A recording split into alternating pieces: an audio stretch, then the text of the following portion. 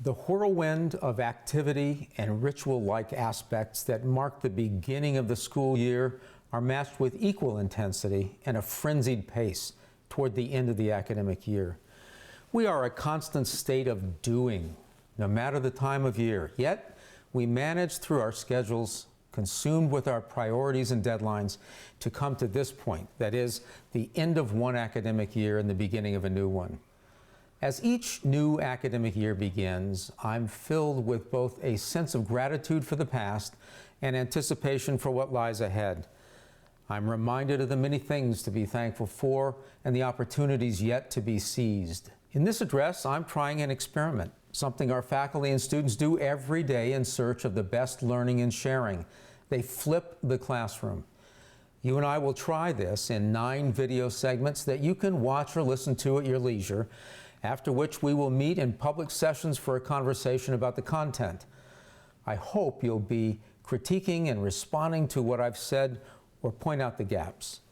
I will explore the current status of our university, how and why we have restructured organizationally this year, what new leaders we may recruit, some highlights of our faculty and student successes, our responses to contemporary issues in higher education, the financial state of the university, our collective vision for the future of the university, and progress on our comprehensive philanthropic campaign. Finally, to what end do we do all this together?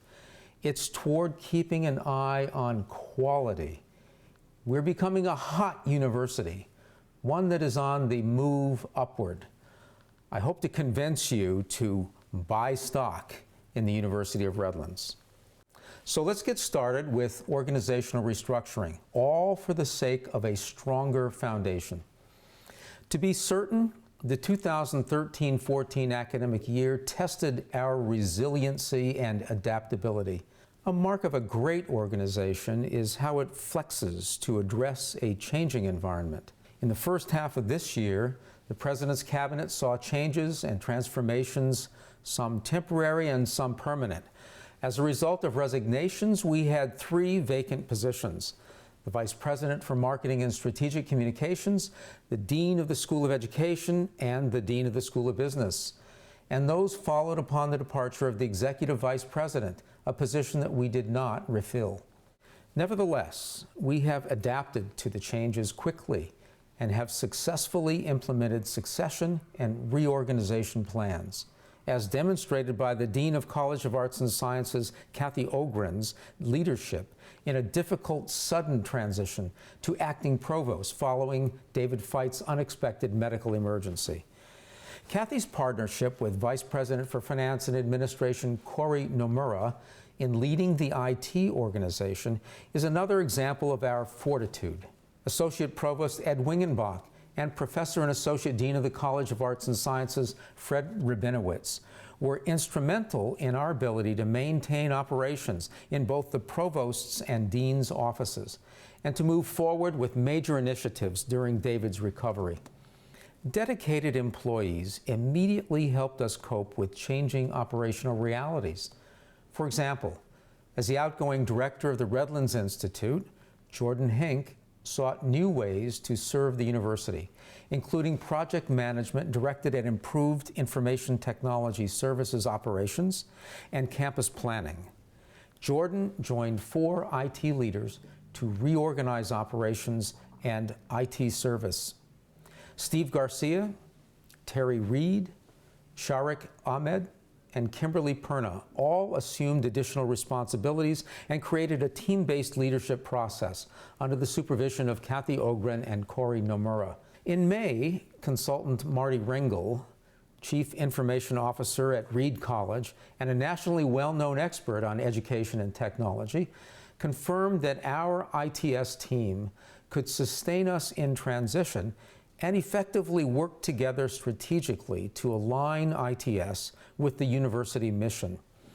Adapting to unexpected IT service changes has actually produced enhanced outreach to the campus, plans for better coordinated IT and data governance, more effective communication, a focus on user services, and has effectively organized project and budget management. The current plan is to evaluate the Chief Information Officer position for a search. We'll seek a position in alignment with our goals to enhance ITS in service of teaching and learning communities, to identify the strengths of our current ITS services and structures, overcome our limitations, and to re-envision ITS as a true academic service unit in support of our mission. This past April, Marketing and Strategic Communications underwent a formal review process to evaluate the organization's structure, results, and operations. The unit was centralized in 2009 following an external review by Golan Harris. This recent review was conducted at its 5-year mark by a blue ribbon panel comprised of 4 experienced marketing and communications professionals who brought proficiency to this exercise from a wide array of higher education institutions, some very similar to Redlands.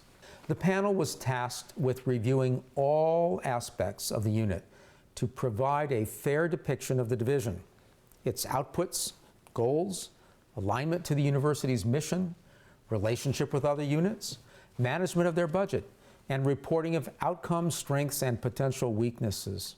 In the ensuing months following the May 9th resignation of Associate Vice President Kimberly Munkries, the Marketing and Strategic Communications team has engaged in critical community engagement and rigorous process improvement under the guidance of interim supervisors Michelle Rogers, our Chief of Staff and Liaison to the Board, and Kevin Dyerly, Vice President for Enrollment. Under Kevin and Michelle's leadership, the team is working to evolve an organizational structure to better serve the University of Redlands community as well as our external audiences. As with the ITS transitions, we purposely avoided hiring outside interim leaders, instead repurposing our own internal administrative leaders as resources. This is a distinct test of the quality of our cabinet leaders and a conscious move to minimize administrative overhead. On August 19th, I announced the renaming of the unit to University Communications to better reflect their activities and the needs of the university. I also shared a progress report that included updates about our current advertising campaigns and the creation of a new website and content strategy. Our immediate focus is on the recruitment of a new leader. On July 3rd, we posted a revised leadership position, and an active search is underway now for a Chief Communications Officer. Serving as a member of the President's Cabinet and reporting directly to me, the CCO will be responsible for coalescing the university's key messages, brand attributes, and core essence in university-wide alignment. Kevin Dyerly, Michelle Rogers, and Vice President for Advancement Anita West are chairing that search and selection of the CCO, with the goal of filling the position by the end of October. Considerable weight is being given to candidates with a proven track record in higher education. As I say, we are on a quest for quality. In the next segment, I'll discuss recent appointments and upcoming searches.